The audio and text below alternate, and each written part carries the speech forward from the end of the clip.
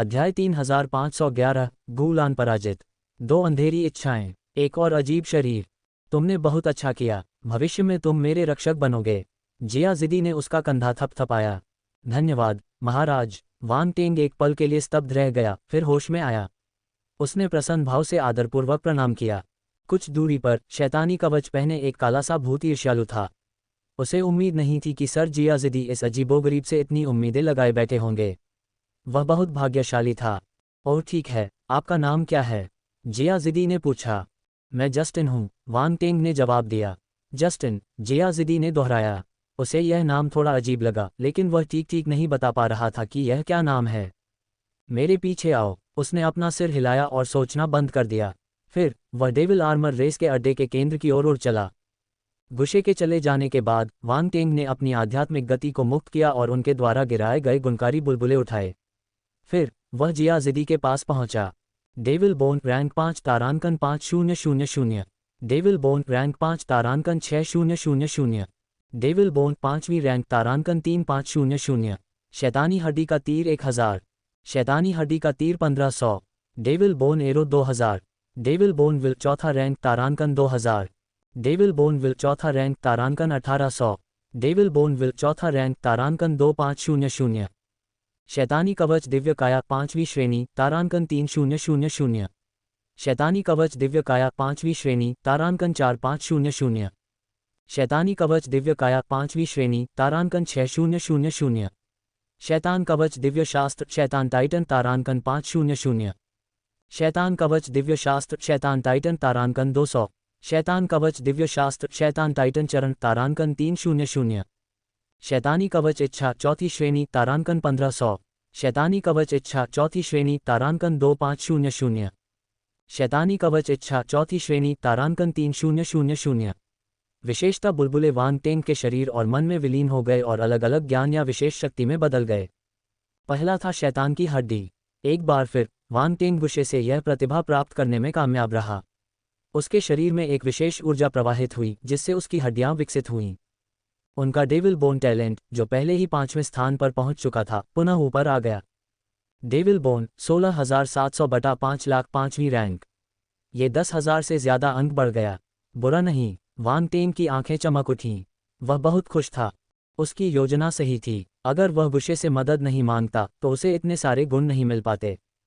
हालांकि गुस्से ने अपनी पूरी ताकत का इस्तेमाल नहीं किया। डेविल बोन टैलेंट के साथ भी उसने अपनी ताकत का एक छोटा सा हिस्सा ही इस्तेमाल किया। जाहिर था कि वह इस स्थिति में अपनी सबसे शक्तिशाली ताकत का खुलासा नहीं करना चाहता था। अगला कौशल था डेविल बोन एरो। वांग टेंग के मन में प्रासंगिक ज्ञान प्रकट हुआ। वह तुरंत समझ गया कि यह शैतानी हड्डी की प्रतिभा का एक अनोखा कौशल है।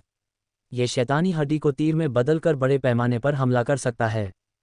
गुस्से उसे मारने के लिए इस चाल का उपयोग करना चाहता था, लेकिन जियाजिदी ने उसे रोक दिया। शैतान अस्थि तीर उच्च स्तरीय शैतान सम्राट स्तर 500 बटा 5000 विशिष्ट।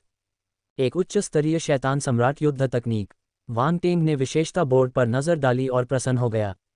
उसने एक और शक्तिशाली युद्ध तकनीक प्राप्त कर ली थी जिसका उपयोग शैतान अस्थि प्रतिभा के साथ किया जा सकता था।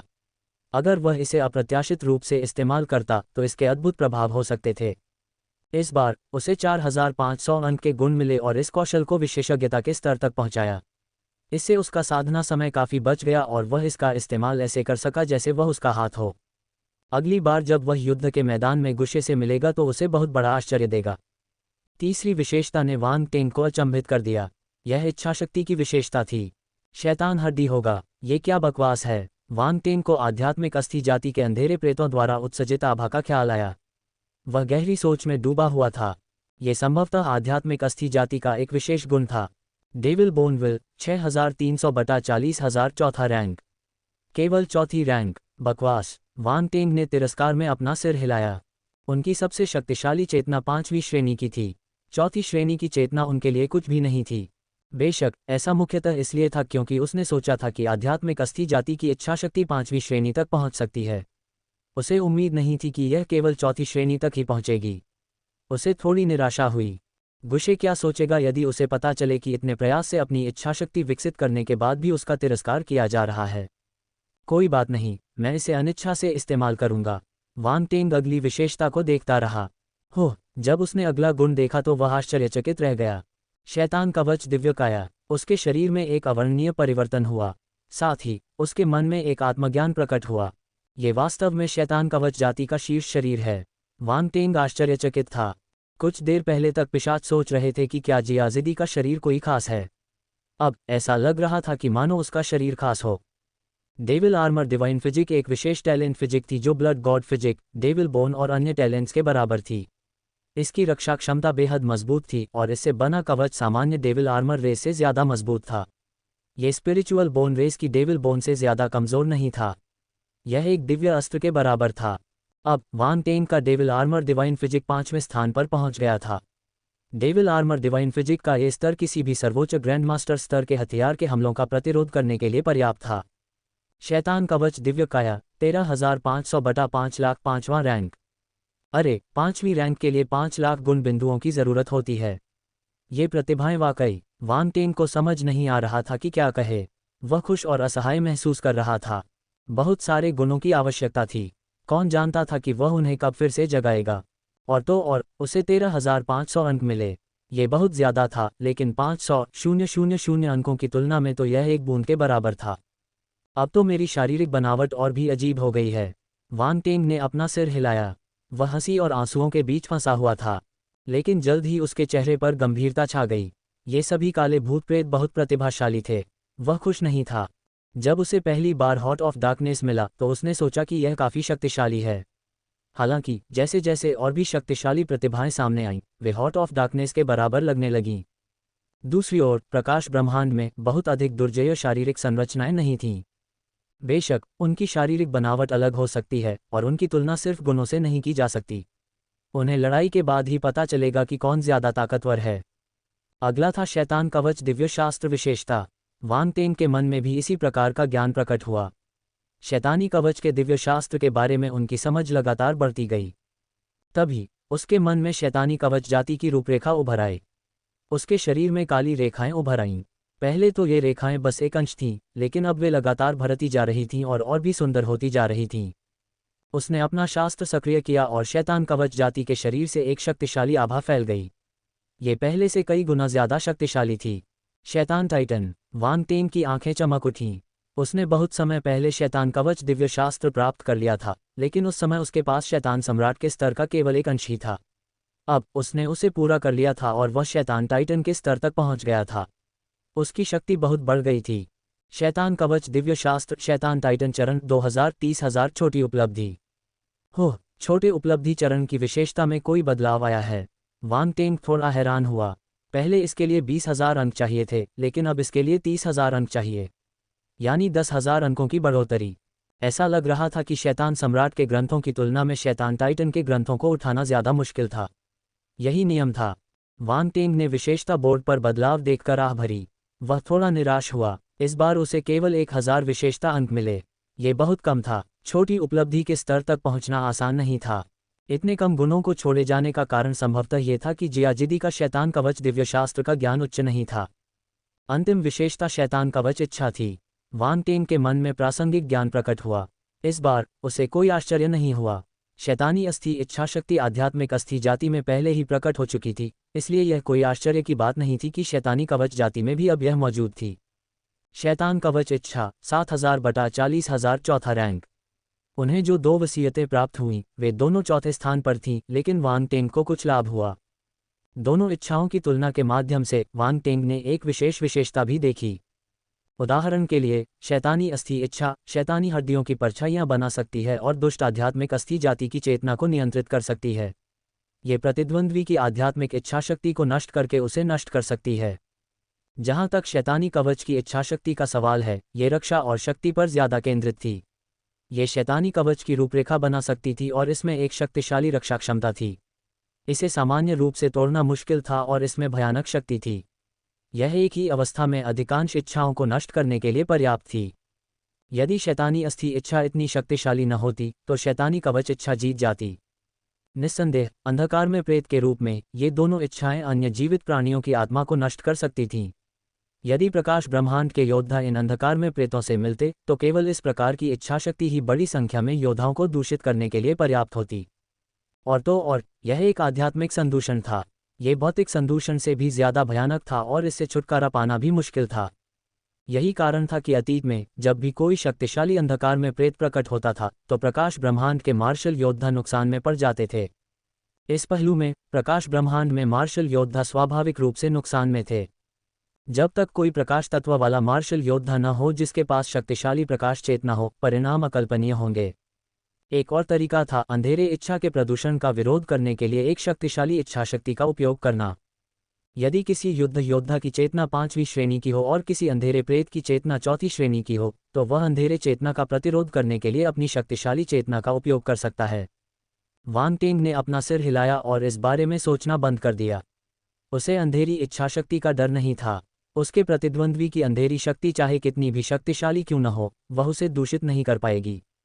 उसे इस बारे में चिंता करने की जरूरत नहीं थी। कुल मिलाकर लाभ बुरा नहीं था। शीर्षस्थ प्रतिभाओं से गुण प्राप्त करना अच्छा लगा। वांग टेंग जियाजिदी के पीछे पीछे शैतान कवच जाति के अड्डे के केंद्र तक गया। यहाँ कुछ इमारतें युद्ध के किले जैसी दिख रही थीं। वे आध्यात्मिक अस्थि जाति के कब्रों से भी ज्यादा भव्य और उत्कृष्ट थीं। जैसी कि उम्मीद थी, हर अंधेरे प्रेत की शैली अलग थी। वांग टेंग ने चुपचाप अपने मन में सोचा। तभी जियाजिदी एक इमारत के सामने उतरा। उसने पीछे खड़े वांग टेंग की तरफ देखा और कहा, तुम मेरे पहरेदार रहोगे। जब तुम्हारे पास करने को कुछ न हो तो बाहर इंतजार करना। वांग टेंग दंग रह गया। क्या आप चाहते हैं कि मैं सिर्फ आपके दरवाजे की रखवाली के लिए आपका रक्षक बनूं? उसने सोचा था कि वह किसी भी समय जियाजिदी का पीछा कर सकता है और शैतान कवच जाति के कुछ रहस्यों का पता लगा सकता है। उसे उम्मीद नहीं थी कि ऐसा होगा। वह अवाक था, लेकिन उसे नहीं पता था कि शिकायत कहाँ करे। उनकी बात समाप्त होने के बाद जियाजिदी मुड़ी और इमारत में चली गई। वांग टेंग ने आह भरी। कुछ देर इंतजार करने के बाद उसे एहसास हुआ कि अंदर मौजूद शैतानी कवच का काला साया साधना अवस्था में प्रवेश कर चुका है। उसने कुछ देर तक चुपचाप गुन बुलबुलों को उठाया। शैतानी कवच दिव्य काया 5वीं श्रेणी तारांकन 2000। शैतानी कवच दिव्य काया 5वीं श्रेणी तारांकन 1500। शैतानी कवच दिव्य काया 5वीं श्रेणी तारांकन 1200। बुरा नहीं, 4700 अंक की विशेषताएं। विशेषता बोर्ड को देखते हुए वांग टेंग ने मन ही मन सोचा। शैतानी कवच दिव्य काया 18,200 बटा 5 लाख 5वीं श्रेणी। उसने कुछ देर इंतजार किया और देखा कि जियाजिदी फिलहाल कोई और विशेषता वाले बुलबुले नहीं छोड़ेगा। इसलिए उसने अपने क्लोन का इस्तेमाल करके एक और डेविल आर्मर रेस क्लोन बनाया। मुख्य शरीर चुपचाप अंतरिक्ष की दरार में छिप गया। पूरी प्रक्रिया सहज रही। वांग टेंग का शरीर थोड़ा धुंधला हो गया, मानो वह वास्तविकता को विकृत कर रहा हो। फिर उसने अंतिम रूपांतरण पूरा किया और गायब हो गया। जियाजिदी को इमारत में कोई समस्या नहीं दिखी। वांग टेंग निश्चिंत महसूस कर रहा था। ऐसा लग रहा था कि सभी अंधेरे प्रेत गुस्से की तरह संवेदनशील नहीं थे। वांग टेंग का मुख्य शरीर चुपचाप रक्त देवता क्लोन के पास लौट आया। चाहे जो भी हो, अब ये क्लोन सबसे महत्वपूर्ण उपस्थिति थी। शैतान कवच जाति तो बस शतरंज का एक मोहरा थी। नाटक समाप्त होने के बाद पिशाच अपने आवासों को वापस चले गए। रक्त देवता क्लोन एक पिशाच भवन में अपनी आंखें बंद करके पालथी मारकर बैठा था। क्या आपको कुछ मिला? जैसे ही मुख्य शरीर वापस लौटा, रक्त देवता क्लोन के मन में एक विचार आया। मुझे कुछ लाभ हुआ है। वांग टेंग मुस्कुराया। मुझे विभिन्न जातियों की कुछ समझ है और मुझे पता है कि युद्ध के मैदान में कौन कौन से काले भूत भेजे जाएंगे। हालांकि मुझे डर है कि कुछ छिपे हुए काले भूत होंगे।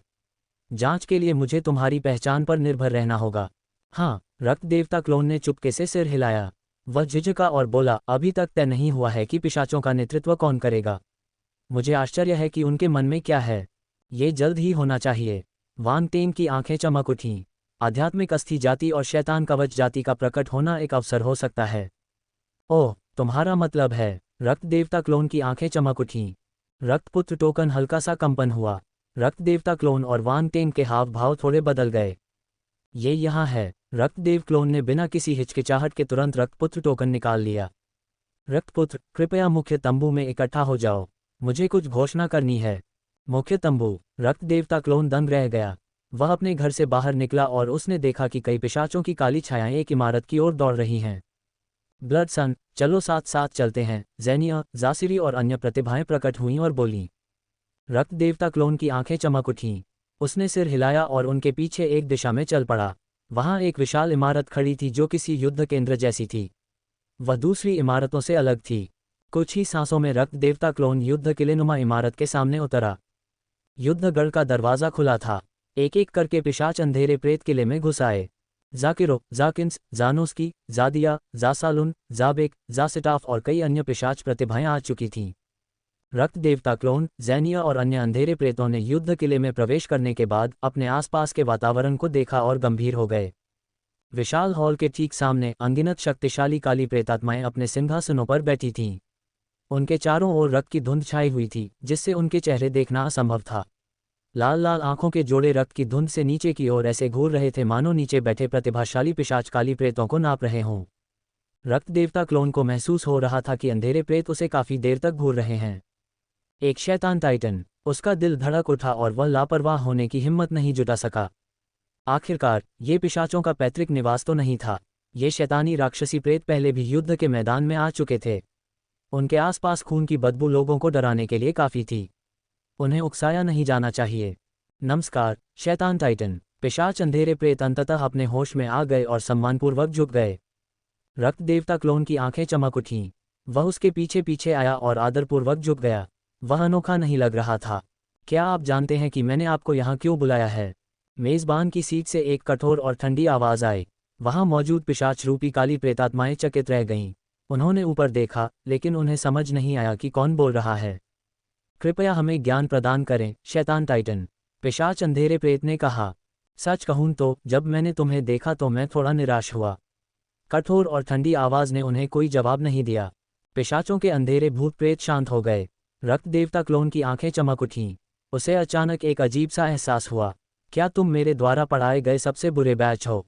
लेकिन आध्यात्मिक अस्थि जाति और शैतान कवच जाति की क्षमता के बारे में सोचने पर पिशाच प्रतिभा बहुत कमजोर लग रही थी। ज़ैनिया, जासिरी, जाकिरो और जाकिन्स, ये उच्च स्तरीय शैतान सम्राट, आध्यात्मिक अस्थि जाति और शैतान कवच जाति के बराबर ही थे। उनकी तुलना गुशे और जियाजिदी जैसी प्रतिभाओं से नहीं की जा सकती थी, जिनमें सर्वोच्च प्रतिभाएं थीं। यहाँ तक कि ज़ालानबो, प्रतिभाशाली पिशाच अंधेरा प्रेत जो असंख्य जातियों के शैतानी देश से वापस आया था, उसकी तुलना गुशे और जियाजिदी से नहीं की जा सकती। यदि दूसरा पक्ष अपनी प्रतिभा को जारी करता है तो वांग टेन की शैतान हड्डी प्रतिभा और शैतान कवच दिव्यकाया की समझ के आधार पर वह सामान्य साधनों का उपयोग करके उन्हें हराने में सक्षम नहीं होगा। गुशे और जियाजिदी के अलावा कौन जानता था कि आध्यात्मिक अस्थि जाति और शैतान कवच जाति के पास अन्य शक्तिशाली प्रतिभाएं भी थीं। जहां तक रक्त देवता क्लोन की बात है तो उसके पास शीर्ष स्तर की प्रतिभा थी, लेकिन वह केवल मध्य स्तर के शैतान सम्राट के शिखर पर था। बाहरी लोगों के लिए उनकी तुलना गुशे और जियाजिदी जैसी प्रतिभाओं से नहीं की जा सकती। इससे ये सिद्ध हो गया कि पिशाच प्रतिभा की स्थिति थोड़ी अजीब थी। कोई आश्चर्य नहीं कि पिशाच शैतान अमर स्तर ने रक्त देवता क्लोन को इतना महत्व दिया। दुर्भाग्य से समय बहुत कम था। युद्ध आसन था और रक्त देवता क्लोन के पास विकसित होने के लिए ज्यादा समय नहीं था। कुछ ही वर्षों में रक्तदेव क्लोन एक उच्चस्तरीय शैतान सम्राट बन सकता है। वह विभिन्न जातियों के सर्वोच्च प्रतिभावानों के समकक्ष होगा। हमें शर्म आ रही है। जाकिन्स, जाकिरो और बाकी प्रतिभाएं हार मानने को तैयार नहीं थीं। उन्होंने अपने होंठ हिलाए और कुछ कहना चाहा, लेकिन खंडन करने की हिम्मत नहीं हुई। वे सिर्फ सम्मानपूर्वक जवाब दे पाए, मैं आश्वस्त नहीं हूं। इसी समय युद्ध किले के विशाल हॉल में एक चिल्लाहट सुनाई दी। सभी पिशाच अंधेरे प्रेत चौंक गए। उन्होंने आवाज की दिशा में देखा और समझ गए कि बोलने वाला व्यक्ति रक्त देवता क्लोन था। रक्तपुत्र, ज़ारोसा, यूफेलिया, ज़ैनिया और पिशाच अंधेरे प्रेत, जिनका रक्त देवता क्लोन के साथ अच्छा संबंध था, चिंतित थे। उन्होंने यह उम्मीद नहीं की थी कि रक्त देवता क्लोन इतना साहसी होगा कि शैतान टाइटन के शब्दों का खंडन कर देगा। यह कोई पुश्तैनी जमीन नहीं थी। शैतान टाइटन के शब्द दूसरी जातियों से प्रतिस्पर्धा से जुड़े थे। उन्हें कम करके नहीं आंका जाना चाहिए। ओह! मेज़बान के सिंहासन से एक हैरान कर देने वाली आवाज़ आई। कुछ नज़रें रक्त देवता क्लोन पर पड़ीं। ऊपर से एक शक्तिशाली आभा फैली और रक्त देवता क्लोन के सिर को ढक लिया। पिशाचों के चेहरे के भाव बदल गए। वे तुरंत एक तरफ हट गए और पास आने की हिम्मत नहीं जुटा पाए। जाकिन्स, जाकिरो और जानोस की रक्त देवता क्लोन को देखे बिना नहीं रह सके। उनके होठों के किनारे पर एक उपहासपूर्ण मुस्कान उभर आई। इस आदमी ने शैतान की बातों का खंडन करने की हिम्मत की। वह जरूर मौत की तलाश में होगा। अब स्थिति पर गौर कीजिए। क्या आपको सचमुच लगता है कि आप इतने भाग्यशाली हैं कि आपको डेविल टाइटन ब्लड स्लेयर जैसे शैतान टाइटन मिले हैं जो आपकी इतनी कद्र करते हैं? हर शैतान उसके अनुचित कार्यों को बर्दाश्त नहीं करेगा। वे लगभग निश्चित थे कि उनके सामने खड़ा रक्तपुत्र अब सुरक्षित नहीं रहेगा। रक्तदेव क्लोन ने भयानक दबाव महसूस किया और आंखें सिकोड़ लीं। यह आभा उसकी 5वीं श्रेणी की चेतना से भी ज्यादा शक्तिशाली थी। शायद इसे शैतानी दैत्यों ने संघनित किया था। नहीं, ये स्पष्टतः पूर्वनियोजित था। अन्यथा उन्हें उसके जैसे मध्यम स्तर के शैतान सम्राट से निपटने के लिए कुछ शैतान टाइटन्स की आभा का उपयोग करने की आवश्यकता नहीं होगी। वे जानते थे कि उसकी इच्छाशक्ति एक शैतान टाइटन की आभा के बराबर थी। रक्त देवता क्लोन का दिल धड़क उठा। हालांकि उसके हाव भाव में कोई बदलाव नहीं आया। उसके शरीर से एक शक्तिशाली आभा फूट पड़ी। रक्तपिपासु और क्रूर, प्राचीन और असीम, 5वीं श्रेणी का आदिम रक्तपिपासा चेतना आकाश में उड़ गया। गर्जन, हवा में कंपन हुआ और उसके सिर के ऊपर एक विशाल रक्तवेल की आकृति दिखाई दी। ऐसा लग रहा था जैसे वह प्राचीन काल से अनंत समय और अंतरिक्ष में यात्रा कर रही हो। एक रक्तपिपासु और दुष्ट आभा इस दुनिया पर छा गई। उसने अपना सिर उठाया और एक बहरा कर देने वाली गर्जना करते हुए आकाश में दहाड़ने लगी। यह एक चौंकाने वाला दृश्य था। यहाँ तक कि जाकिन्स, जाकिरो, जानोस्की और अन्य प्रतिभाशाली अंधेरे प्रेतों ने भी उसे पहली बार अपनी पूरी क्षमता का प्रदर्शन करते देखा। यद्यपि रक्त देवता क्लोन ने इस भयानक इच्छा को तब क्रियान्वित किया जब वह रक्तवेल के घोंसले में था, लेकिन वह रक्तवेल की बची हुई इच्छा की मदद से ही हुआ था। पैतृक भूमि के चौक में जाकिन्स रक्त देवता क्लोन की सबसे मजबूत चेतना के संपर्क में नहीं आया। इस प्रकार वे हमेशा सोचते थे कि रक्त देवता क्लोन रक्तवेल के घोंसले में इच्छाशक्ति की भयानक शक्ति को क्रियान्वित करने में सक्षम नहीं होगा। लेकिन अब रक्त देवता क्लोन ने उनकी आखिरी उम्मीद भी नष्ट कर दी थी। ये भयावह आभा गुशे और जियाजिदी द्वारा छोड़ी गई आभा से भी अधिक थी। इसके अलावा उन्होंने इस भयानक आभा को मुक्त करने के लिए बड़ी संख्या में आध्यात्मिक अस्थि जाति और शैतान कवच अंधेरे प्रेत की आभा को इकट्ठा किया। इसकी तुलना में रक्तपुत्र द्वारा उत्सर्जित आभा निस्संदेह अधिक भयावह थी। अरे बाप रे! जाकिन्स, जाकिरो और दूसरे अंधेरे प्रेतों के चेहरे बदल गए जब उन्होंने इस बारे में सोचा। वे रक्त देवता क्लोन को एक बदसूरत नज़र से घूरने लगे। रक्तपुत्र की आभा इतनी भयानक है। ज़ैनिया, जासिरी और अन्य प्रतिभाएं आश्चर्यचकित थीं। उन्होंने रक्त देवता क्लोन के बारे में सुना था, लेकिन उन्होंने उसे कभी काम करते नहीं देखा था। अब दूसरे पक्ष का आभामंडल तो पहले से ही इतना भयावह था। वह कितना शक्तिशाली था। उच्च स्तरीय शैतान सम्राट से लड़ना कोई खोखला वादा नहीं था। ये रक्तपुत्र अद्भुत है। जासलुन दंग रह गया। वह रक्तदेव क्लोन को घूरता रहा और बहुत देर तक शांत नहीं हो सका। अंततः उसे समझ में आ गया कि ज़ारोसा ने ऐसा निर्णय क्यों लिया। ज़ाडिया की खूबसूरत आंखों में एक तेज चमक दौड़ गई। वह आश्चर्य से रक्त देवता क्लोन को देखती रही। वह जानती थी कि रक्तपुत्र डरावना है, लेकिन उसने यह उम्मीद नहीं की थी कि वह इतना डरावना होगा। एक शैतान टाइटन की आभा का प्रतिरोध करने में सक्षम होने के लिए रक्तपुत्र की इच्छा संभवतः रक्तवेल की शेष इच्छा के बराबर थी। उन्होंने खेती कैसे की, यह विकृत। ज़ारोसा और यूफेलिया चिंतित तो थे, लेकिन साथ ही हैरान भी थे। उन्हें उम्मीद नहीं थी कि रक्त देवता क्लोन की इच्छाशक्ति इस मुकाम तक पहुंच जाएगी। सिंहासन पर बैठे शैतानी दैत्यों की काली आंखें चमक उठीं। उनकी लाल आंखों में एक तेज चमक दिखाई दी। धमाका! एक क्षण में हवा में लटकी आभा नीचे गिर गई और रक्त देवता क्लोन द्वारा निर्मित रक्तवेल प्रेत से टकरा गई। अंतरिक्ष कांप उठा। दोनों आभाएं दो भयानक हिमखंडों की तरह टकरा गईं। सभी पिशाच अंधेरे प्रेत स्तब्ध रह गए। टक्कर और उसके बचे हुए प्रभाव के कारण वे बेकाबू होकर पीछे हट गए। धत्तेरी की! जाकिन्स, जाकिरो, जानोस्की और अन्य प्रतिभाएं आभाओं के टकराव को गौर से देख रहे थे। उनके दिलों में ईर्ष्या जाग उठी। जूजुए इतनी शक्तिशाली चेतना को समझने में सक्षम क्यों थी? रक्तवेल विरासत, ये ब्लड वेल की विरासत होगी। यदि ब्लड वेल की विरासत न होती तो वह चाहे कितना भी प्रतिभाशाली क्यों न होता, इतनी शक्तिशाली इच्छाशक्ति को प्राप्त नहीं कर पाता। जाकिन्स और अन्य प्रतिभाओं को कारण मिल गया था। वे ईर्ष्या और जलन से भर गए। ब्लड वेल की विरासत उनकी होनी चाहिए थी।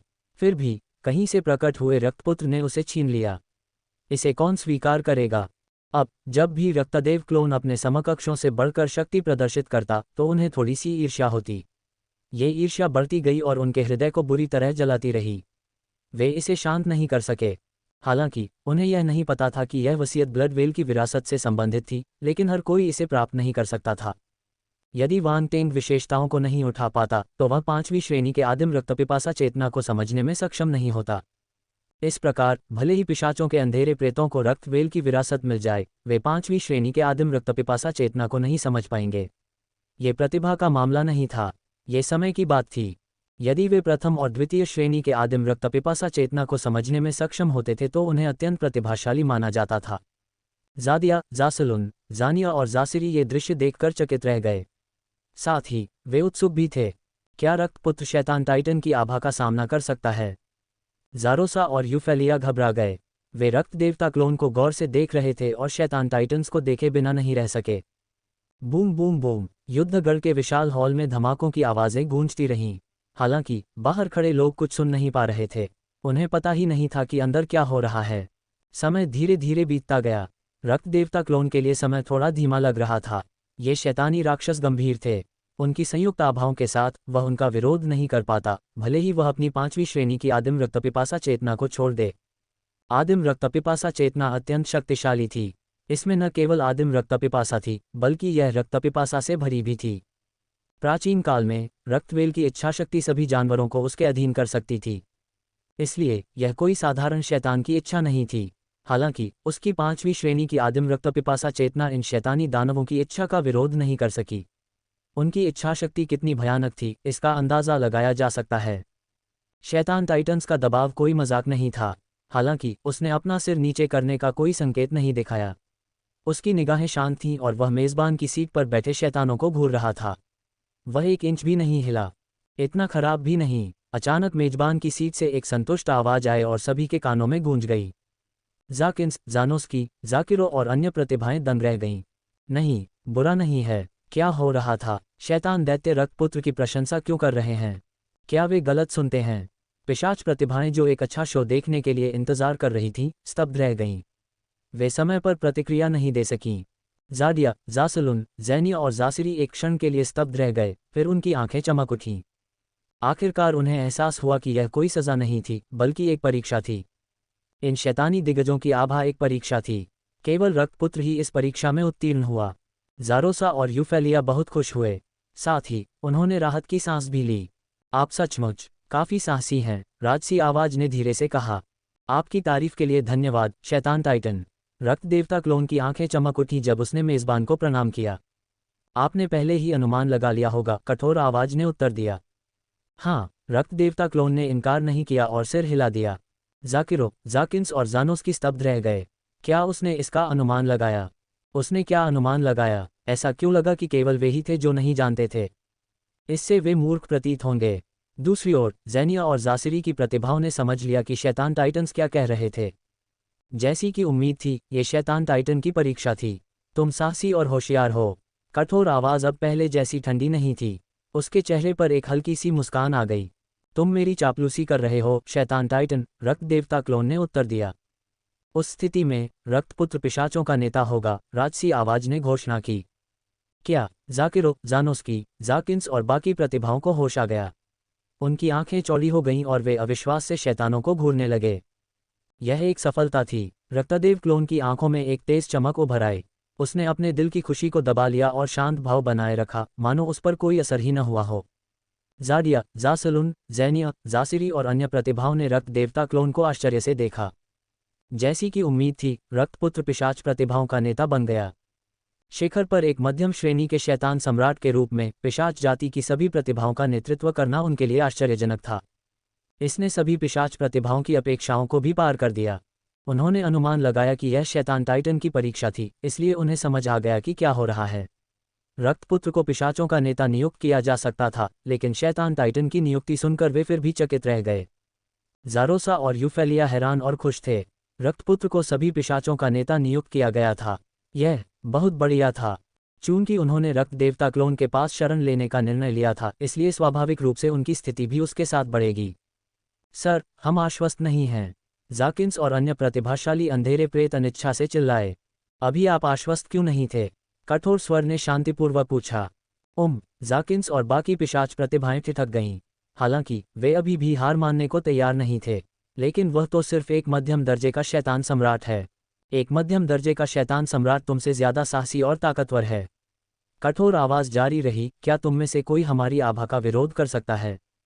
जाकिन्स और बाकी पिशाच प्रतिभाएं चुप हो गईं। उनके हाव भाव बदलते रहे। अगर दूसरे लोग होते तो वे उनसे मरते दम तक लड़ते, लेकिन इन शैतानों के सामने उनकी हिम्मत नहीं हुई। वे इसे चुपचाप सहन कर सकते थे, उन्होंने खंडन करने की हिम्मत नहीं की। इसके अलावा वे अभी दबाव का विरोध नहीं कर सके। तुम्हें यही हक है। ज़ारोसा ने उन प्रतिभाओं को उपहास भरी नज़रों से देखा। उसके होठों के किनारे एक ठंडी मुस्कान उभर आई।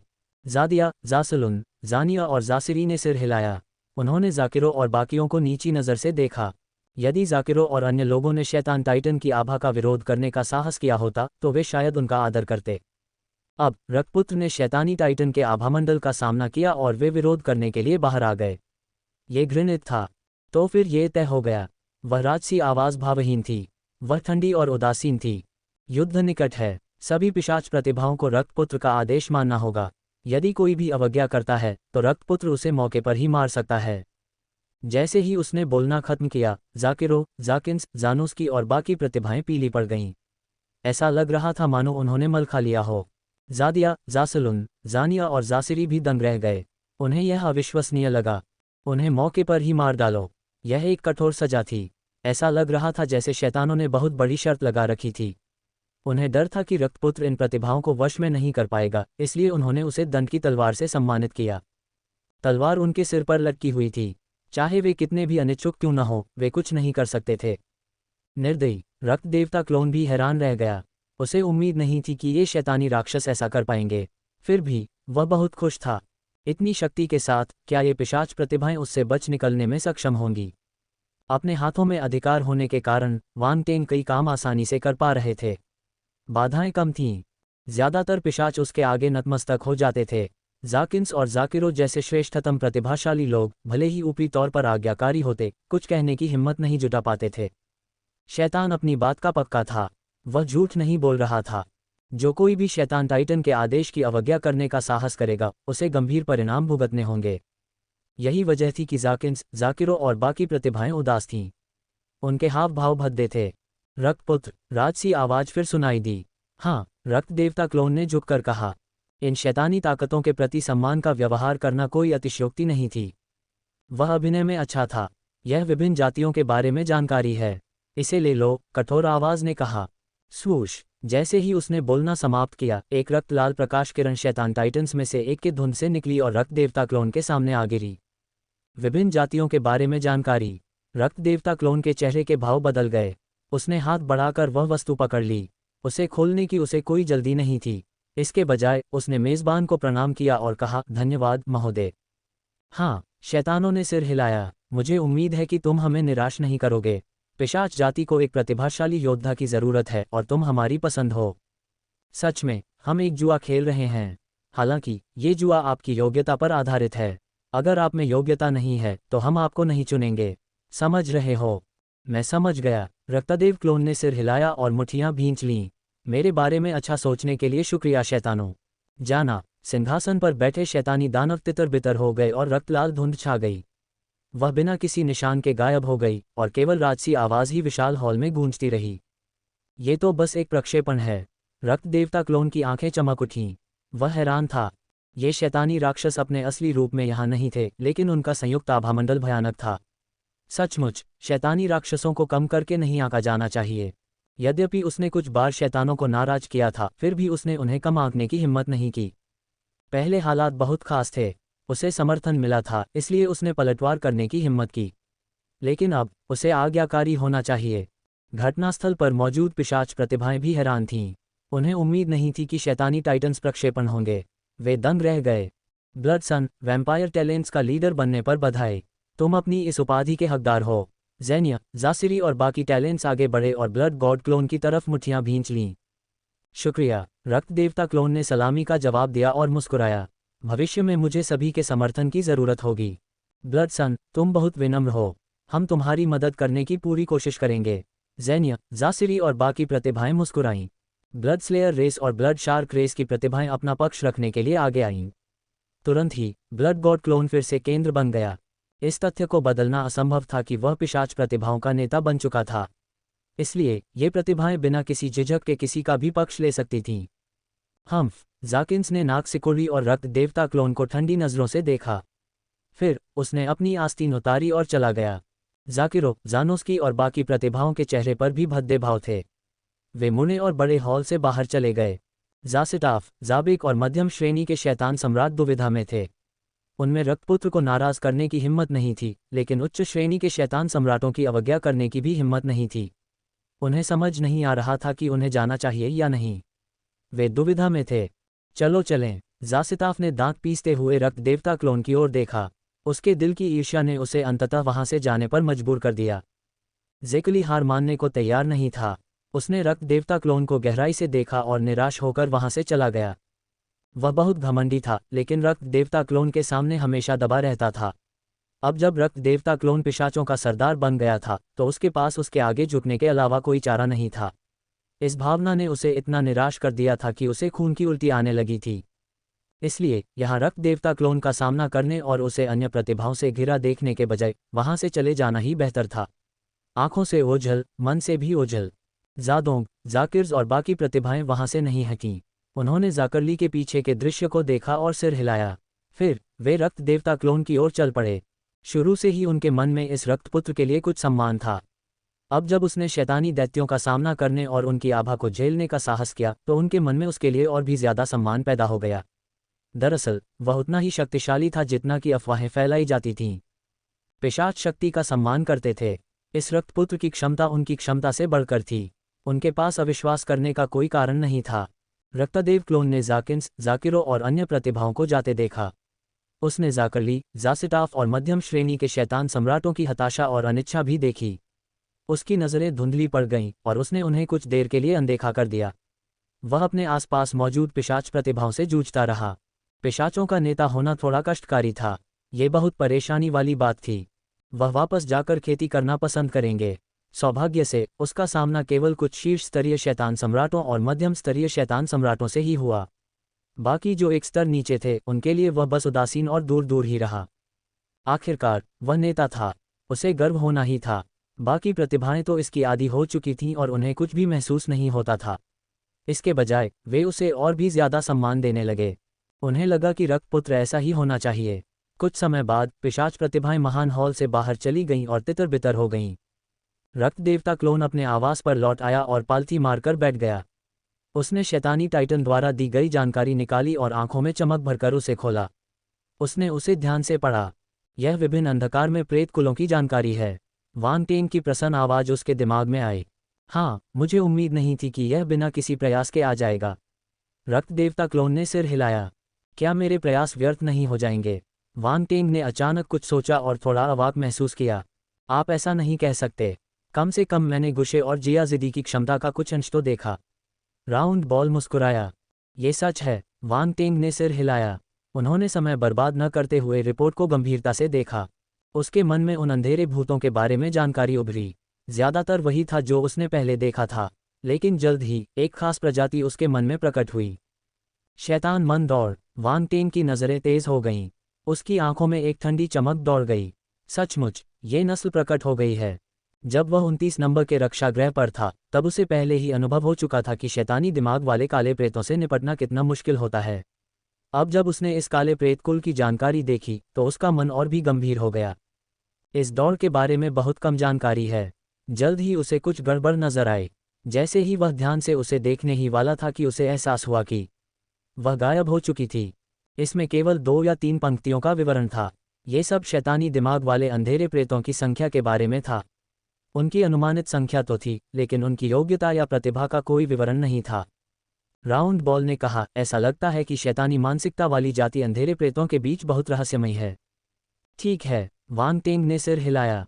उसने इस बारे में और ज्यादा नहीं सोचा और अपने मन में एक नोट छोड़ दिया। वह समय आने पर मानव योद्धाओं से सावधान रहने को कहेगा। फिर वह नीचे दी गई जानकारी को देखता रहा। कुछ देर बाद वान टेंग फिर से भौचक्का हो गया। उसने मन ही मन बुदबुदाया, फैंटास्मा रेस, लेजी मिस्ट्रेस। मैं इन काले भूतों से पहले भी मिल चुका हूँ। इंसानों को भी कुछ अनुभव है, लेकिन नेदर गॉड रेस का कोई निशान नहीं है, या इस रिपोर्ट में कोई वर्णन नहीं है। वह नेदर गॉड रेस की प्रतिभाओं से डरता था। जब वह सेकेंडरी करियर अलायंस के मुख्यालय में था तो मिंकू ने अपनी प्रतिभा का प्रदर्शन किया और खुद को कई सालों तक बिना पकड़े वहां छिपे रहने दिया। ये भयानक था। ध्यान रहे, सेकेंडरी करियर अलायंस के मुख्यालय में कई शक्तिशाली सेकेंडरी प्रोफेशनल्स थे। उनकी आध्यात्मिक शक्ति चाहे कितनी भी प्रबल क्यों न हो, वे मिंकू का असली चेहरा नहीं देख सकते थे। अगर पाताल लोक का कोई दुर्जय योद्धा मानव जाति में घुस आता तो परिणाम अकल्पनीय होते। बेशक अगर वान टेंग वहां होता तो उन्हें इसकी चिंता करने की जरूरत नहीं होती। हालांकि वह अकेला ही था, इसलिए वह हर समय इस पर ध्यान नहीं दे सकता था। इसलिए अधोलोक देव जाति मानव जाति की बहुत बड़ी दुश्मन थी। छोड़ो भी, वान टेंग ने आह भरी। उसने अपने हाथ में रखी रिपोर्ट को देखा और मन ही मन बुदबुदाया, ये जानकारी कम से कम मानव जाति के नुकसान को कम कर सकती है। तैयार रहना और तैयार न रहना दो अलग अलग बातें हैं। इस जानकारी से निश्चित रूप से मानव मार्शल योद्धाओं की जीत की संभावना बढ़ जाएगी। रक्त देवता क्लोन ने जानकारी अपने पास रख ली और वांग टेंग ने उसकी एक प्रतिलिपि बना ली। उसने वापस लौटने पर इसे प्रकाश ब्रह्मांड तक पहुंचाने की योजना बनाई। रक्त देवता क्लोन पल के झपकाकर वहीं गायब हो गया। वह पिशाच के अड्डे में एक घर की ओर चुपके से चला गया। कमरे में कुछ पिशाच आकाशीय प्रेत उत्सुकता से प्रतीक्षा कर रहे थे। रक्तपुत्र यहाँ क्यों नहीं है? अगर मैं जल्दी वापस नहीं गया तो लोगों को शक हो सकता है, एक पिशाच सी काली प्रेत ने उत्तेजित होकर कहा। ये सही है, हमारी जाति के शीर्ष प्रतिभाशाली लोग रक्तपुत्र से भिड़ गए हैं। अगर उन्हें पता चल गया कि हम यहाँ हैं और रक्तपुत्र से रिश्तेदार हैं तो हमारी जाति में कोई जगह नहीं बचेगी, एक और पिशाच अंधेरे प्रेत ने कहा। उसे जल्द ही आ जाना चाहिए। एक पिशाच जैसी काली प्रेत ने दरवाजे की तरफ देखा और भौहें चढ़ा लीं। तुम्हें किस बात का डर है? भले ही तुम्हारे पास कबीले में जगह न हो, फिर भी रक्तपुत्र तो है। क्या रक्तपुत्र का अनुसरण करना तुम्हारे कबीले के शीर्ष प्रतिभाओं का अनुसरण करने से भी बदतर होगा? अब जबकि रक्तपुत्र पिशाच जाति की सभी प्रतिभाओं का नेता बन गया है, मुझे लगता है कि यदि आपकी जाति की शीर्ष प्रतिभाएं इसी तरह चलती रहीं तो वे ही पीड़ित होंगे। ये सुनकर अन्य पिशाच प्रेतों के भाव बदल गए। ऐसा लग रहा है जैसे हर कोई यहाँ है। इसी समय कमरे में अचानक एक शांत आवाज गूंजी, महामहिम रक्तपुत्र। पिशाचों के काले भूत प्रेत दंग रह गए। उन्होंने उस व्यक्ति की ओर देखा और उसका चेहरा साफ देखा। फिर वे घुटनों के बल गिर पड़े और आदरपूर्वक प्रणाम किया। रक्तपुत्र की क्षमताएं और भी भयावह होती जा रही थीं। उन्हें तो ये भी नहीं पता था कि वह कैसे प्रकट होता है। उठो, रक्त देवता क्लोन ने शांति से कहा। जी श्रीमान। पिशाच अंधेरे प्रेत ने सम्मानपूर्वक उत्तर दिया। मैंने अभी अभी तुम्हारी बात सुनी, रक्तदेव क्लोन ने शांति से कहा। क्या तुम्हें डर है कि कहीं पता न चल जाए कि तुम मुझसे रिश्तेदार हो? नहीं, ब्लड सन, यह एक गलतफहमी है। ये सही है, ये सही है।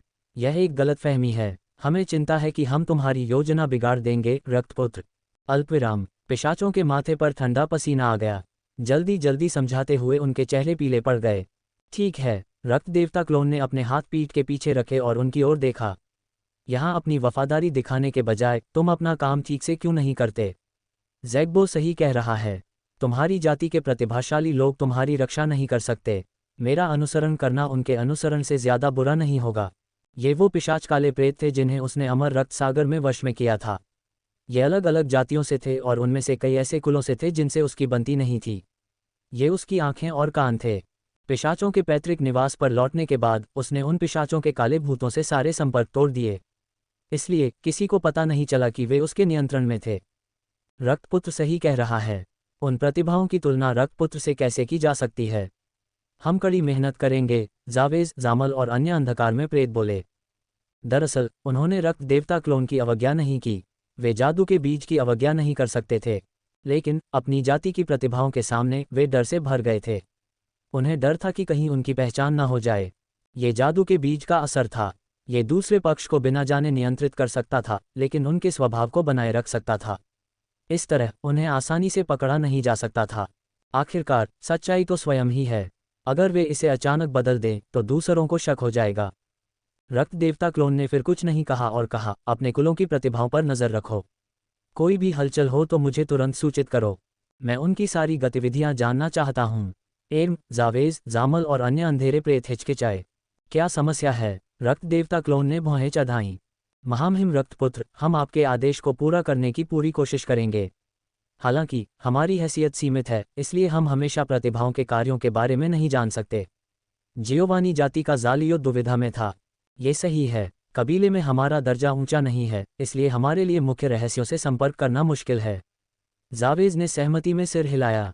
रक्त देवता क्लोन अवाक रह गया। उसने इन बेकार लोगों को क्यों अपने यहाँ रखा? उसने बेबसी से कहा, वे तुमसे कुछ नहीं छिपाएंगे। तुम्हें बस अपनी वफादारी दिखानी होगी और उनका नौकर बनना होगा। क्या वे तुम्हें नीची नजरों से देखेंगे? कुल मिलाकर केवल एक ही शब्द है, चाटना। जावेज, जामल, जालियो और अन्य अंधेरे प्रेत अवाक थे। वह चाहता था कि वे दूसरों की चापलूसी करें। अगर कोई और उन्हें ये बात बताता तो शायद वो उसके मुंह पर थूक देते, लेकिन ये तो खून का बेटा था। उनमें हिम्मत नहीं थी। महाराज ब्लडसन, मुझे इससे कोई दिक्कत नहीं है। ये बस चाटना है, मैं इसमें माहिर हूँ, ज़ैग्बो ने तुरंत जवाब दिया। रक्त देवता क्लोन चुप रहा। एक पल के लिए तो उसे समझ नहीं आया कि उसे इस आदमी की तारीफ करनी चाहिए या नहीं। आखिरकार उसने सिर हिलाया और कहा, बहुत बढ़िया। ज़ैग्बो बहुत खुश था। उसे लगा कि उसकी योग्यता को पहचान मिली है। तुम सब की बात करें तो मुझे सिर्फ नतीजा चाहिए। मुझे प्रक्रिया नहीं चाहिए। तुम खुद फैसला कर लो। रक्त देवता क्लोन अपनी बात खत्म करते ही गायब हो गया। कुछ पिशाचों की काली काली प्रेतात्माएं पीछे छूट गईं। वे ऐसे लग रहे थे मानो उन्होंने करेला खा लिया हो। 100 ड्रैगन प्रादेशिक डोमेन। ब्रह्मांड में कहीं न कहीं शून्यता के अलावा कुछ भी नहीं था। विशाल क्षुद्रग्रह हवा में ऐसे तैर रहे थे मानो उन्हें किसी अदृश्य शक्ति ने इकट्ठा कर लिया हो और वे तारों का एक छल्ला बना रहे हों। इस स्थान से परिचित कोई भी व्यक्ति जानता होगा कि यह कभी 100 ड्रैगन प्रादेशिक क्षेत्र में एक जीवन ग्रह था। और अब जीवन ग्रह गायब हो गया था। ब्रह्मांड अन्य ग्रहों की तुलना में और भी अधिक अंधकार में दिखाई दे रहा था। अंधेरा, गहरा, ऐसा लग रहा था मानो ब्रह्मांड पर घोर अंधकार छा गया हो। यह अंधकार की शक्ति थी। दुष्ट, अराजक, अवर्णनीय। अजीब और अवर्णनीय शक्तियां चारों दिशाओं में फैल गईं और अंतरिक्ष के एक बड़े क्षेत्र को घेर लिया। उनके आसपास के तारामंडल अपनी चमक खो बैठे और धुंधले पड़ गए। किसी भी जीव ने इस जगह के करीब आने की हिम्मत नहीं की। ऐसा लग रहा था जैसे यह एक अंधेरे, निषिद्ध क्षेत्र में बदल गया हो। वहां एकदम सन्नाटा था। इतनी ठंड थी कि असहजता हो रही थी। विशाल उल्कापिंड के घेरे के बीचों बीच एक विशाल प्राचीन महल खड़ा था। ऐसा लग रहा था जैसे वह ब्रह्मांड का हिस्सा ही न हो। वह अंधेरा, ठंडा, खूनी और दुष्ट था। उससे एक अजीब सी अनुभूति हो रही थी। इस प्राचीन महल में एक भयानक सत्ता सिंहासन पर बैठी थी। जू। सिंहासन से अचानक एक ठंडी और उदासीन आवाज आई। खून के धुंध के बीच एक भयावह काली छाया अपनी लाल आंखें दिखा रही थी। शैतान टाइटन जू कैन। यदि वान टेंग यहाँ होता तो वह इस भयानक उपस्थिति को शैतान टाइटन के रूप में पहचान लेता। उसने 8 शैतान सम्राटों को मार डाला। प्रभावशाली। उसकी लाल आंखों में एक तेज चमक थी। वह बाहर की जगह को ऐसे देख रहा था जैसे बर्फ का कोई टुकड़ा पिघल न रहा हो। और मेरा रक्त आत्मा बैनर भी। चूंकि वे बेकार लोग मर चुके हैं, इसलिए ये तुम्हारे हाथों में होना चाहिए, शैतान टाइटन फुसफुसाया। जैसे ही वह बोल रहा था, उसके चारों ओर खून का कोहरा तेजी से घूमने लगा। अचानक एक रक्त लाल झंडा दिखाई दिया। ये झंडा वान टेंग के रक्त आत्मा ध्वज से 2 गुना बड़ा था। उस पर अनगिनत रून खुदे हुए थे और उससे एक हल्की रक्त लाल चमक निकल रही थी। ऐसा लग रहा था जैसे उसमें से एक अजीब सी बड़बड़ाहट आ रही हो। मुख्य झंडा मेरे पास है। अगर तुम उन बैनरों का इस्तेमाल करोगे तो मुझे तुम्हारी लोकेशन बहुत जल्द पता चल जाएगी। शैतान टाइटन ने घुरघुराहट की और अपनी उंगलियां हल्के से थपथपाईं। रक्त आत्मा ध्वज पर रक्त लाल आत्माओं के गोले प्रकट हुए। उनके हाव भाव भयानक थे और वे अत्यधिक पीड़ा में प्रतीत हो रहे थे। वे रक्त आत्मा ध्वज के चारों ओर नाच रहे थे और पीड़ा से चीख रहे थे। अधिकाधिक आत्माएं बिना रुके रक्त आत्मा बैनर से बाहर उड़ गईं। रक्त आत्मा बैनर में अरबों रक्त आत्माएं समाहित थीं। कुछ देर बाद पूरा हॉल खून से लथपथ आत्माओं से भर गया। बुरी आत्माओं की चीखें लगातार सुनाई दे रही थीं। शैतान टाइटन जू कैन आलसी ढंग से अपने सिंहासन पर झुक गया और इस दृश्य को ऐसे देखा जैसे वह अपनी कलाकृति की प्रशंसा कर रहा हो। क्षण भर में युद्धगढ़ पाताल लोक जैसे एक अजीब से वातावरण में डूब गया। बाहर कई अंधेरी प्रेतात्माएं गश्त लगा रही थीं। शोर सुनकर वे तुरंत पीछे हट गए और पास जाने की हिम्मत नहीं जुटा पाए। डार्कलैंड का 6ठा स्तर। एक निश्चित पिशाच भवन में जहां अंधेरे प्रेत तैनात थे, जाकिन्स, जाकिरो, जानोस्की और कई अन्य पिशाच प्रतिभाएं एक साथ एकत्र हुईं। कमरा एकदम शांत था। कुछ पिशाच जैसे काले भूत प्रेत आंखें बंद किए पालथी मारकर बैठे थे। किसी को पता नहीं था कि वे क्या कर रहे हैं। वह मान गया। कुछ देर बाद जाकिरो के मुंह से आवाज निकली। उसने धीरे से अपनी आंखें खोलीं और जाकिन्स की तरफ देखा। मुझे नहीं पता, लेकिन मैंने उसे पहले ही जानकारी दे दी है। देखते हैं वह क्या करता है, जाकिन्स ने भौहें चढ़ाते हुए जवाब दिया। गुशे के प्रतिशोधी व्यक्तित्व के आधार पर जब तक वह जानता है कि जू के पास अंतरिक्ष प्रतिभा है, वह पीछे नहीं हटेगा, जानोस्की ने व्यंग्य किया। क्या जू गुशे का मैच होगी? जाकिरो ने पूछा। बिल्कुल नहीं। गुशे की प्रतिभा अद्भुत है। जूए के पास रक्त देवता जैसा शरीर है, लेकिन वह अभी मध्यम स्तर के शैतान सम्राट स्तर के शिखर पर है। उनके बीच बहुत बड़ा अंतर है। उसके लिए स्तरों को छोड़ना आसान नहीं होगा, जूए ने ठंडे स्वर में कहा। जाकिन्स, तुम ब्रूट परिवार की प्रतिभा हो।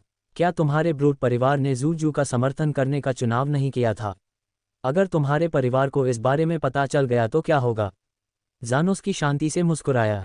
कुछ नहीं होगा, मैं ब्रूट परिवार की शीर्ष प्रतिभा हूँ। वे मुझे छू भी नहीं पाएंगे, जाकिन्स ने शांति से उत्तर दिया। जाकिरो और जानोस्की की काली छायाएं पलकें झपकाने लगीं और किलकारियां भरने लगीं। जाकिरो ने कहा, ऐसा लगता है कि जू बिल्कुल भी लोकप्रिय नहीं है। मुझे आश्चर्य है कि शैतान टाइटन्स क्या सोच रहे थे जब उन्होंने उसे पिशाच प्रतिभाओं का नेता बनने दिया, जानोस्की ने ठंडे स्वर में कहा। ये सब उसके रक्त देवता शरीर की वजह से है, जाकिन्स ने कहा। हालांकि अगर हम उसे मार देते हैं तो हम उसका मूल रक्त प्राप्त कर पाएंगे। उस समय हम रक्त देवता शरीर को जागृत कर पाएंगे। ये सही है। जाकिरो और जानोस्की की नज़रें गहरी हो गईं। ब्लड वेल की विरासत भी है, हम तीनों इसे साझा कर सकते हैं, जाकिन्स ने कहा। Blood well legacy. जाकिरो और जानोस्की की आंखें लालच से जल रही थीं। वे अपने लालच पर काबू नहीं रख पा रहे थे। यदि वे ये दो वस्तुएं प्राप्त कर सकें तो वे अन्य अंधेरे प्रेतों की शीर्ष प्रतिभाओं के साथ प्रतिस्पर्धा करने में सक्षम हो जाएंगे। रक्त देवता काया, रक्त वेल विरासत। यदि ये दोनों वस्तुएं जू जुए पर गिर गईं तो बहुत बड़ी बर्बादी होगी। ... अगले दिन वह पूरा इलाका जहां काली प्रेतात्माएं ठहरी थीं कोलाहल से भर गया। काली प्रेतात्माएं एक एक करके अपने ठिकानों से बाहर निकल गईं। रक्त देवता क्लोन अपने निवास से बाहर निकला और चारों ओर देखने लगा। महामहिम रक्तपुत्र जारोसा, यूफेलिया, जैनिया, जासिरी, जाडिया और अन्य अंधेरे प्रेत उसके चारों ओर इकट्ठा हो गए। रक्त देवता क्लोन ने उनकी ओर सिर हिलाया। धमाका! अचानक बिना किसी चेतावनी के जमीन हिल गई। सारी इमारतें जमीन में धंस गईं और मिट्टी में समा गईं। वे पूरी तरह से गायब हो गईं। रक्त देवता क्लोन की आंखें चमक उठीं। उसने आश्चर्य से इमारतों को देखा। मुझे आश्चर्य है कि यह किस सर ने किया। जैनिया ने उत्सुकता से दूर तक देखा। ये पृथ्वी के गुणों वाली एक जाति होनी चाहिए, है ना? रक्त देवता क्लोन ने पूछा। हाँ, ये डेविल रॉक रेस हो सकती है। जैनिया ने सिर हिलाया। इस रेस में अत्यंत शक्तिशाली पृथ्वी प्रतिभा है और यह समस्त पृथ्वी बल को नियंत्रित कर सकती है। Devil rock race. रक्त देवता क्लोन की आंखें चमक उठीं। उसे रिपोर्ट याद आ गई। उनमें से एक डेविल रॉक रेस थी। इस डार्क ऑपरेशन कबीले की सैन्य शक्ति असाधारण थी। वे शीर्ष 10 डार्क ऑपरेशन कबीलों में से एक थे। बेशक शैतानी दिमागी जाति और आलसी धुंध जाति जैसे और भी अंधेरे भूत थे। ये जानकारी उसके मन में कौन थी? अचानक उसे एक विचार सूझा। उसने अपनी आध्यात्मिक गति को मुक्त किया और उसे उतार चढ़ाव के स्रोत की ओर मोड़ दिया। अचानक उसे एक खास ऊर्जा का उतार चढ़ाव महसूस हुआ। यह अंधकार में और दुष्ट था, लेकिन इसमें एक सघनता का आभास भी था। यह पाया। रक्त देवता क्लोन की आंखें चमक उठीं। जैसी कि उम्मीद थी, उसने एक चट्टान जैसे दिखने वाले एक काले प्रेत के पास कुछ विशेषता वाले बुलबुले तैरते हुए महसूस किए। पहली बार उसने एक काला सा भूत देखा था। उसका शरीर मानो चट्टानों से बना हो और उसमें से एक कठोर चमक निकल रही थी। वह बिल्कुल काला था, लेकिन उसके पूरे शरीर पर गहरे पीले रंग के निशान थे। वे मानो उस पर खुदे हुए रून जैसे लग रहे थे। बस एक जोड़ी गहरे पीले रंग की आंखें दिखाई दे रही थीं। ये जीव ऐसा लग रहा था मानो चट्टानों की दरारों से निकला हो। ये निश्चित रूप से एक रॉक आदमी था। वांग टेंग ने भक्षण स्थल में मन ही मन बुदबुदाया। फिर उसने रक्त देवता क्लोन से गुण बुलबुले उठाने को कहा। डेविल रॉक रेस खास थी। उसे आश्चर्य हुआ कि वे कौन से खास बुलबुले गिराते हैं। डेविल रॉक डिवाइन फिजिक तीसरा रैंक, तारांकन 1000। डेविल रॉक डिवाइन फिजिक तीसरा रैंक, तारांकन 1200। डेविल रॉक डिवाइन फिजिक तीसरा रैंक, तारांकन 2000। अल्पविराम। गुण बुलबुले वांग टेंग के शरीर में विलीन हो गए। उसके शरीर में परिवर्तन और उदात्तीकरण हुआ। शैतान, चट्टान, दिव्य शरीर। वांग टेंग की आंखें चमक उठीं। वह प्रबुद्ध हो गया था। यह एक विशेष प्रतिभा थी जो अंधकार में गुणों और पृथ्वी गुणों का मिश्रण थी। ये वांग टेंग को पूर्व में प्राप्त जोंग्यान के हृदय के समान थी। ये पृथ्वी की शक्ति को भी नियंत्रित कर सकती थी और इसका शरीर चट्टान जैसा शक्तिशाली था। इसकी रक्षा और आक्रमण शक्ति दोनों ही भयानक थीं। बेशक जोंग्यान का दिल एक शुद्ध पृथ्वी प्रतिभा था, जबकि शैतानी चट्टान दिव्य काया अंधेरे और पृथ्वी का मिश्रण थी। दोनों में बहुत बड़ा अंतर था। यदि आप उनकी तुलना करें तो निस्संदेह दूसरा वाला अधिक शक्तिशाली था। कोई आश्चर्य नहीं कि जोंग्यान कबीले का विनाश काले प्रेतों ने कर दिया। काले प्रेतों के कबीले की प्रतिभा उनसे ज्यादा मजबूत थी। वे लड़ कैसे सकते थे? लेकिन फिर वांग टेंग की प्रतिभा पहले ही चुंबकीय सार के हृदय में विलीन हो चुकी थी। यह ज्यादा शक्तिशाली था और इसकी तुलना शैतानी चट्टान के दिव्य शरीर से की जा सकती थी। वांग टेंग ने इसके बारे में सोचना बंद कर दिया और विशेषता बोर्ड को देखा। डेविल रॉक दिव्य काया 4200/3 लाख तीसरा रैंक। इस प्रतिभा को डेविल बोन और अन्य प्रतिभाओं के बराबर होना चाहिए था। हालांकि इस बार यह केवल तीसरे स्थान पर है। वांग टेंग थोड़ा निराश हुआ, लेकिन सोचने पर यह बात समझ में आई। यह अजीब बात होगी अगर इतने छोटे से काम के लिए शीर्ष प्रतिभाओं की जरूरत पड़े। उसने वहां की स्थिति पर नजर रखना जारी रखा और कुछ और शैतानी प्रेत देखे। इन्हीं लोगों ने सारी इमारतों को जमीन में मिला दिया था। उन्हें लेने के लिए वांग टेंग की आंखें चमक उठीं। उसने शैतान टाइटन के चारों ओर लगे विशेषता वाले बुलबुले उठाए। डेविल रॉक डिवाइन फिजिक तीसरा रैंक, तारांकन 1500। डेविल रॉक डिवाइन फिजिक तीसरा रैंक, तारांकन 1000। डेविल रॉक डिवाइन फिजिक तीसरा रैंक, तारांकन 800। अल्पविराम। डेविल रॉक दिव्य काया 12,000/30,000 तीसरा रैंक। यह 12,000 अंक तक पहुंच गया। कुछ न होने से तो ये बेहतर है। वांग टिंग ने अपना सिर हिलाया और अपनी आध्यात्मिक गति बनाए रखी। ये शुरू होने जा रहा है। अचानक बगल से ज़ालानबो की आवाज़ आई। रक्त देवता क्लोन को कुछ महसूस हुआ और उसने ऊपर देखा। बूम बूम बूम, प्रकाश के मोटे काले स्तंभ जमीन से उठकर आकाश में फैल गए और एक वृत्त बना दिया। पल भर में हवा और बादल मथने लगे। आसमान में अंतहीन काली धुंध घूमने लगी और एक विशाल काला भंवर बन गया। अंतरिक्ष जोर जोर से कंपन करने लगा।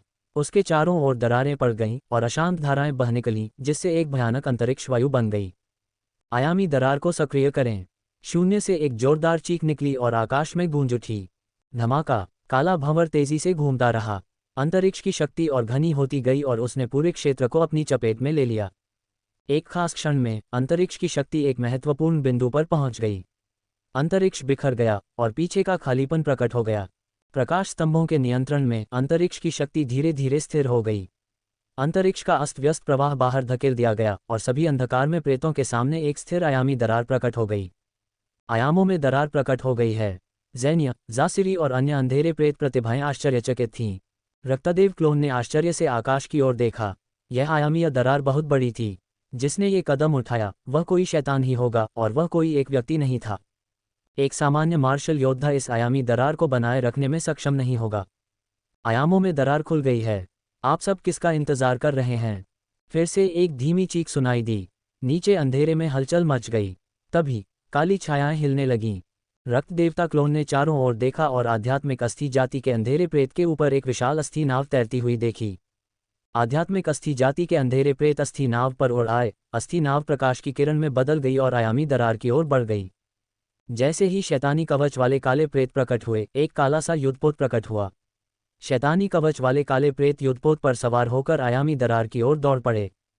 दूर हर काली प्रेत ने बड़े आकार के परिवहन उपकरण तैयार कर रखे थे। ये उनकी जाति के सभी काली प्रेतों को समायोजित कर सकते थे और उन्हें आयामी दरार से गुजरने में मदद कर सकते थे। रक्त देवता क्लोन स्तब्ध रह गया। पिशाचों को क्या करना चाहिए? सौभाग्य से शैतान टाइटन ब्लड स्लेयर प्रकट हुआ और उसने अपना हाथ हिलाया। उनके ऊपर एक अजीब सा दिखने वाला युद्धपोत प्रकट हुआ। एक ताबूत। रक्तदेव क्लोन उस रक्तलाल युद्धपोत को, जो ताबूत जैसा लग रहा था, बेसुध सा देख रहा था। वह शिकायत करना चाहता था, लेकिन अपनी भड़ास निकालने के लिए उसके पास कोई जगह नहीं थी। जहाज पर चढ़ो, डेविल टाइटन ब्लड स्लेयर चिल्लाया। धमाका, ताबूत नुमा अंतरिक्ष यान का ऊपरी हिस्सा खुल गया। ये ताबूत के ढक्कन जैसा था जिससे सभी अंदर जा सकते थे। महाराज चलिए। ज़ारोसा, यूफेलिया, ज़ेनिया, जासिरी और अन्य पिशाच प्रतिभाओं ने रक्त देवता क्लोन की ओर देखा। रुको, हमारा अंतरिक्ष यान ताबूत क्यों है? रक्त देवता क्लोन ने मुंह खोला पर पूछा नहीं। वह आकाश में उड़ गया और ताबूत वाले अंतरिक्ष यान पर उतर गया। अन्य पिशाच प्रतिभाएं भी उसके पीछे चली गईं और ताबूत अंतरिक्ष यान पर उतर गईं। रक्तपुत्र, ये नियंत्रण चिन्ह है। अब तुम अंतरिक्ष यान को नियंत्रित करोगे। शैतान टाइटन रक्त कातिल हवा में तैरा और हाथ हिलाया। प्रकाश की एक किरण रक्तदेव क्लोन की ओर बढ़ी। मैं इसे नियंत्रित करूंगा। रक्त देवता क्लोन दंग रह गया। जब उसने डेविल टाइटन ब्लड स्लेयर की ओर देखा तो उसका आकार धीरे धीरे कम होता जा रहा था। ये भी एक प्रक्षेपण था। मैं प्रकाश ब्रह्मांड में तुम्हारा इंतजार करूंगा। जैसे ही उसकी आकृति गायब हुई, शैतान टाइटन ब्लड स्लेयर की आवाज ब्रह्मांड में गूंज उठी। रक्तपुत्र, हमें अब चलना चाहिए, यूफेलिया ने उसे याद दिलाया। ठीक है। रक्त देवता क्लोन ने गहरी सांस ली। वह जानता था कि ये दुविधा में पड़ने का समय नहीं है। बाकी काले प्रेत एक के बाद एक जा रहे थे, इसलिए उन्हें पीछे नहीं रहना चाहिए। उसने तुरंत अपनी आध्यात्मिक शक्ति उस टोकन में डाल दी। धमाका, एक पल में ताबूत जैसा अंतरिक्ष यान कंपन करने लगा। ताबूत का ढक्कन बंद हो गया और सतह पर बने रून चमक उठे। अंतरिक्ष यान प्रकाश की किरण में बदल गया और आयामी दरार में जा गिरा। उनका गंतव्य प्रकाश ब्रह्मांड था।